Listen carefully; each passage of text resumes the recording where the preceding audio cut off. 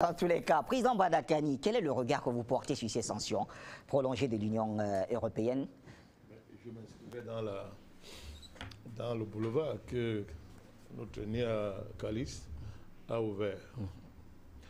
Je vais échelonner mon argumentation avec votre permission. Premièrement, le roi est nu, mais il ne sait pas qu'il est nu. C'est ça qui est grave.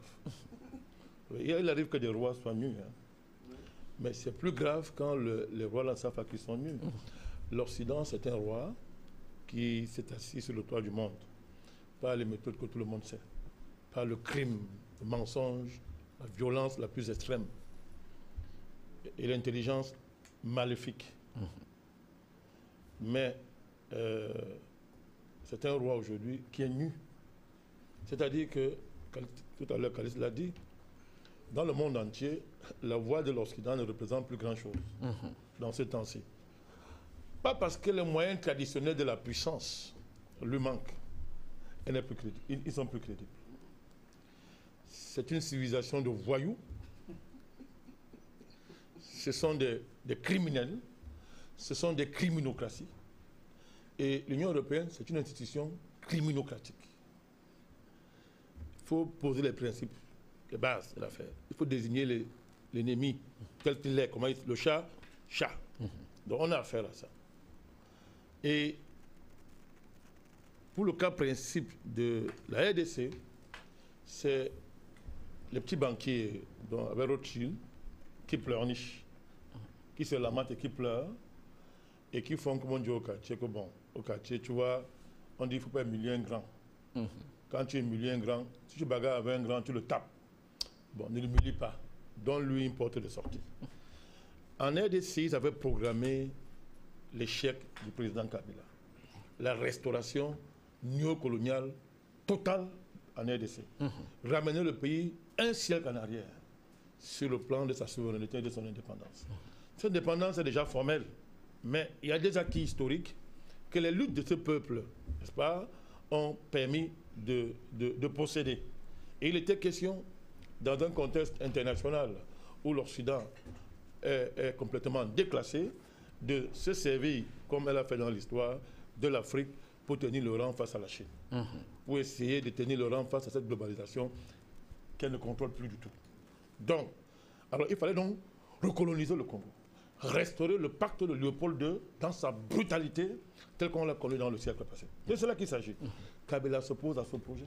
Qu'on ne l'aime ou pas, il s'oppose à ce projet. Et ce qui tout du temps encore donc à voir, cet acharnement inexplicable contre le camp. Malgré le retrait de sa candidature, puisqu'on sait que... Or, le génie politique du président Kabila les a désarmés. Ils sont perdus, ils ne savent pas quoi faire. Même le cheval de Troie, une partie du clergé là, c'est ce voyou de Mosengo là. Donc, c'est-à-dire que complètement perdus, ils ne savent pas quoi faire. L'opposition cheval de Troie néocoloniale, des Katumbi et des autres, les Bemba, les Tshisekedi, tous ces gens-là, qui font honte au continent africain, qui font honte à la politique, qui croient qu'on peut gouverner son pays, il faut aller se déshabiller devant les Occidentaux, il faut être porté, nu comme un verre par les Occidentaux, placé au pouvoir, c'est-à-dire que éclaté, cette opposition éclatée. Et ils sont, c'est-à-dire que même les chefs d'État qui les soutenaient dans la sous-région ont honte de les soutenir désormais. Le président Kagame qui portait cette opposition-là, si on prend son cas, il a honte. Il me dit que je soutiens, il a honte. Il reste quoi? Pour revenir, faire du bruit, pour que Malek, pardon, donnez-nous un peu. Nous avons déjà dit ici, je l'avais dit à l'ambassadeur américain au Cameroun, que si tu as fait une demande ta part, on va te donner. Mais demande poliment, fais pas le bruit. La même chose, l'Union européenne, déclassée en RDC aujourd'hui, la RDC s'est tournée dans une diversification extraordinaire de son économie, des partenariats, s'est tournée vers l'Asie de manière profonde. Et Kabila a montré, le président Kabila a démontré que on peut faire sans vous. Vous n'êtes plus si important que ça. Donc, au lieu de venir en plein et dire que pardon, non, notre part, ils font des sanctions qui ne servent à rien. Parce qu'il faut le dire, ça ne servira à rien. On peut se passer de ça. Comment pouvez-vous en être? Non, ça sert à rien. L'Union européenne, ça pèse quoi dans l'avenir du monde aujourd'hui? C'est quoi? Ils effraient les gens en Afrique, ils ne pèsent rien. Je vous dis que en termes de partenariat aujourd'hui, la RDC peut ignorer l'Union européenne. Ils le savent, ignorer. Souvenez-vous, on a fait ça ici au président du Soudan, Omaya Béchi. Mais nous avons résisté, non. Moi, ça me plaît même. Moi, les sanctions, là, c'est le bienvenu pour que la RDC montre qu'on peut se passer cette histoire à l'Union européenne. Et que désormais, quand des rois sont nus, et ne savent pas qu'ils sont nus, bon, il faut les habiller. Il faut les habiller. Mais on ne peut même pas les habiller parce que ils savent un peu ce qu'il faut. Ils sont prétentieux alors qu'ils ne perdent pas.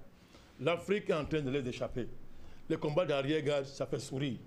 L'Afrique est en train de les échapper. Et vous avez le cas. Parce qu'on vous dit que si les élections se passent bien, on peut revoir. Ça veut dire quoi, elles passent bien? Ils n'ont pas 5 francs là-bas qu'on leur a demandé pour les élections. Vous savez ça, non? La RDC finance les élections. Oui.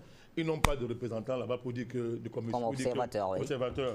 Comment ils vont savoir que ça ne va bien passer? Mais les dirigeants congolais, en tout cas beaucoup d'entre eux, auraient des avoirs en Europe. Ben, D'où le gel des avoirs qui est mentionné ici. Qui reste avec? Oui, mais je vais peut-être pas vous interrompre, mais il est peut-être temps aussi que nos dirigeants arrêtent de mettre de l'argent à l'étranger. Très bien. Je pense qu'il faut le dire. C'est une position, je n'ai pas la même position. Je vais vous dire pourquoi. Sur le principe, on est d'accord. Sur le principe, il n'y a pas de débat. Okay. Mais, Calix, quand même, c'est comme si on venait vous dire, vous, qu'aujourd'hui, allez, oubliez la France totalement. Vous y avez passé pratiquement toute votre vie. Pas parce que vous n'avez rien à faire, parce que vous aimez trop la France. Vous y êtes arrivé. Vous le méritez, et tout, vous avez apporté beaucoup à la France. Et maintenant, on vous dit, écoute, même les prix que tu as eu en France, là, abandonne ça. Non! Les contestes changent. Ça veut dire quoi? Les exemples caricaturaux peut-être, mais je vais vous dire quelque chose. Des dirigeants africains ont hérité d'un contexte géopolitique où ils n'avaient pas le choix que d'aller à Paris. Quand tu ne mettais pas l'argent à Paris, on estimait que tu n'es pas dans le réseau, on te renverse. Les gens sont morts pour ça. Notre génération, nous, aura plus de main libre de ne pas y aller. C'est clair. Nous, on ne mettra même pas pied. On voit. Mais quand si par exemple, nous veut voyager, on va dans un pays africain ou on va s'arranger pour qu'il y ait des sites touristiques chez nous. On reste là-bas. Mais il faut, tout en disant que le principe n'est pas négociable, il faut arrêter ça. Mais il faut comprendre le contexte dans lequel c'est arrivé. C'est arrivé. Oui, mais en termes de centaines de milliards par moment, moi, je trouve que c'est indécent. C'est pas comme mettre un peu d'argent. Je veux dire qu'il y en a qui ont des immeubles, beaucoup d'immeubles. Il faut arrêter.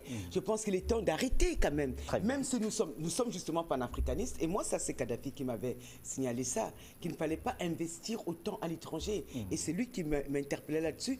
Et c'est avec le temps que j'ai vu qu'il avait raison. Je pense qu'on ne peut pas encourager nos dirigeants à continuer. Que quelqu'un ait une villa, une maison, je ne sais pas quoi. Là, on ne parle pas de ça. On parle des centaines de millions d'euros que des gens mettent à l'étranger et on ne sait pas pourquoi, avec c'est indécent. Je pense aussi qu'il faut qu'il y ait une prise de conscience de nous-mêmes par rapport à ça. Par rapport à ça, d'accord. Président Vanakani, vous poursuivez. Madame Kali, je vous ai dit qu'il n'y a pas de débat là-dessus. Ah, d'accord. C'est un débat entre moi et vous, il n'y a pas de débat là-dessus. Nous parlons de nos dirigeants et de leur histoire. Et de deux, même dans ça, si on va dans ça, le restaurant est plus condamné même que le voleur. C'est assez sûr aussi. Ben voilà, donc les restaurants n'ont pas de morale à donner aux voleurs.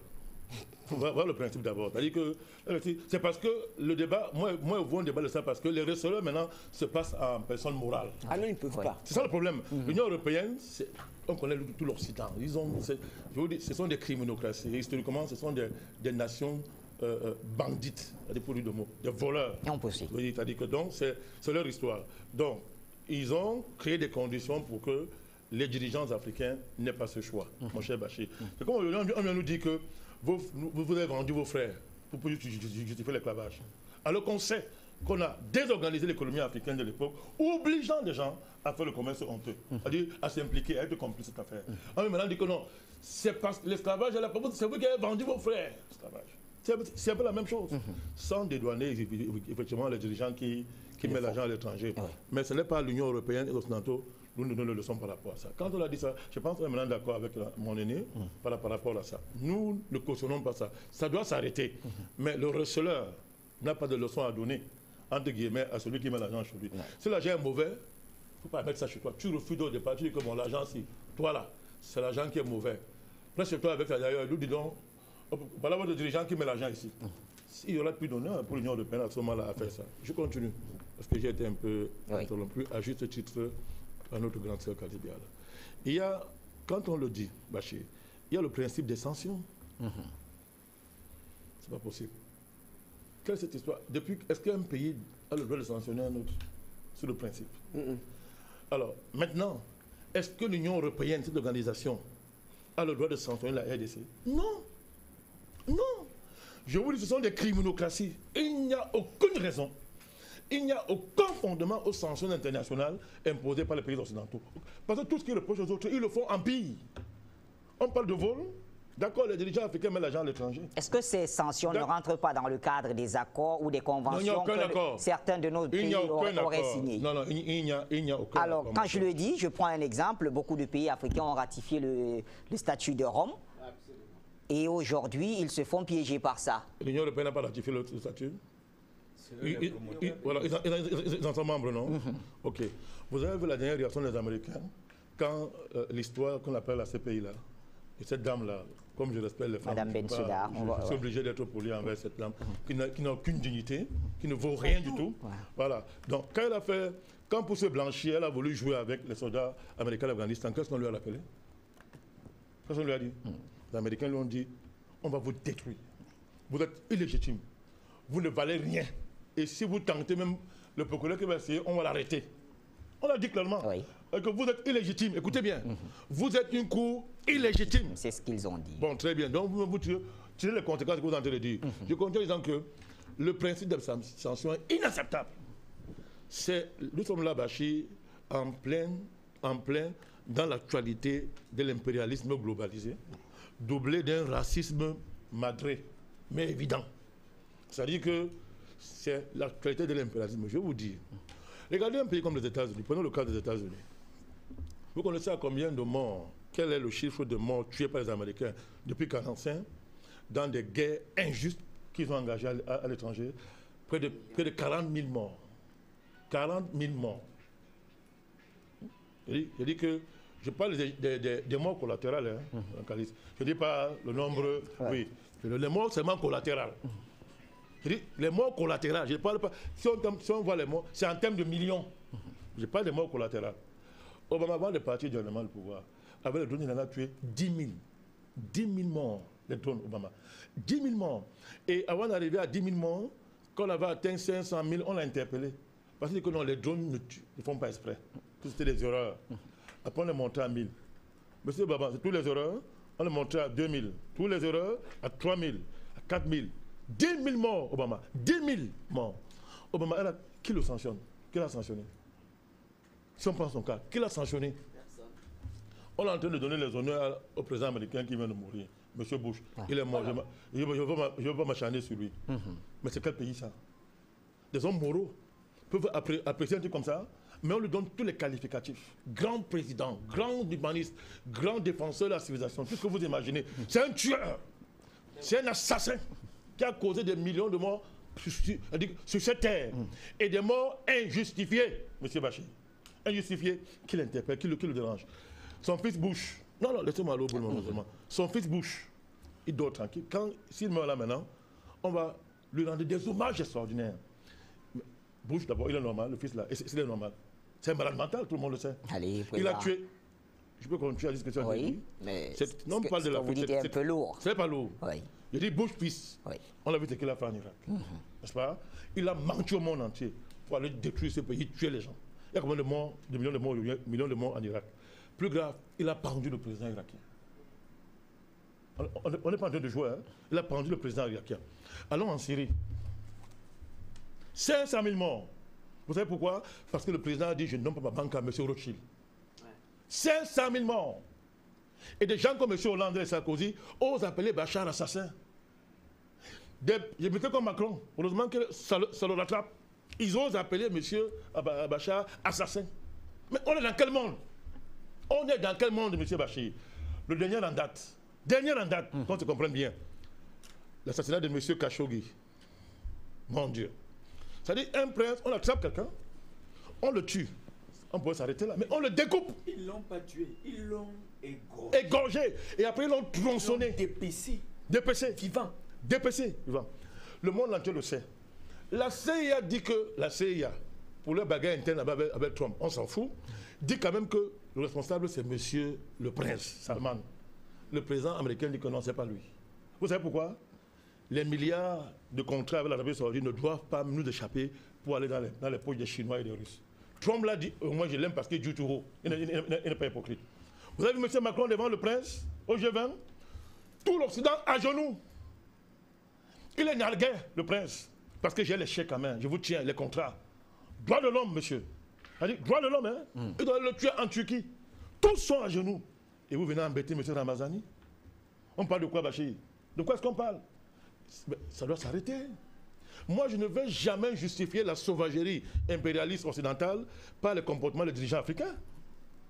On est où là? C'est quel argument? C'est quelle théorie ça? Je ne peux pas justifier ça comme ça. À partir du moment où il n'y a aucune nation parfaite, il n'y a pas d'homme parfait sur Terre, on ne peut pas justifier la sauvagerie impérialiste par le fait que bon, les dirigeants africains ont l'argent chez eux. Nous, on va arrêter ça. Notre génération ne peut pas faire ça. Mais historiquement, on comprend ce qui s'est passé. Je me répète à dessein. Donc, je vais plus loin. La jurisprudence Bemba. Revenons-y. Les mêmes gens nous ont dit ici que Bemba, c'est un criminel contre l'humanité. Monsieur Bachir, nous, on ne les a rien demandé. Hein. Ils l'ont attrapé, ils l'ont amené là, ils ont dit que non, c'est un criminel contre l'humanité. Et un matin, à cause de leur projet politique en RDC, ils se réveillent un matin et disent que non, bon, on crée une jurisprudence. Tu n'es pas directement responsable de ces morts. C'est-à-dire que même si tu donnes l'ordre, c'est pas toi qui as tué. Ouais. Sors, va embêter Kabila. Sors. Qu'est-ce qu'on reproche à M. Ramazani? Au nom de quoi cette jurisprudence même n'est pas valable pour lui, puisqu'il n'était que ministre de l'Intérieur. On l'a vu avec l'âme, aller tuer quelqu'un directement. Monsieur Bachir. Non. Moi, je ne parle pas en l'air. Débat intellectuel, on débat ici. Bemba, le cas Bemba. Je parle devant un juriste. On nous a dit que Bemba, c'est un grand criminel, c'est un tueur, on l'a enfermé au moins 10 ans. Et maintenant, on dit que non, on annule les actes. On s'est trompé pendant 10 ans, nous, on n'avait rien compris. On s'est trompé.